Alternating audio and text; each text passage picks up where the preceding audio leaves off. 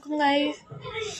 जैसे कि आप लोगों को पता होगा, नवीद आरई जो अब इस दुनिया में नहीं रहा, मेरा शौहर जिससे मैंने निकाह किया था, उसकी पागल साइको बेगम ने उसको कत्ल कर दिया उसके बच्चों के समेत। और अब सोशल मीडिया पे मेरी बदनामी हो रही है। मेरे पास प्रूफ है कि उसने मेरे साथ निकाह किया था, और जो मेरा रिश्ता लेने आ रहे थे ना, उनकी भी सारी पिक्स, उनकी भी सारी चैट मेरे पास पड़ी है। मुझे बदनाम करने की ज़रूरत नहीं है किसी को। अब सोशल मीडिया पे मेरा नाम लिया जा रहा है। मेरे पास निकाह नामा है, मेरे पास सब कुछ पड़ा है। मैं अंकल बशीर आरई को भी दिखा सकती हूँ वो सब कुछ। अब अगर मेरे बाबा या मेरे भाइयों को एक आँच भी आई ना, मैं नहीं छोड़ूंगी किसी को भी।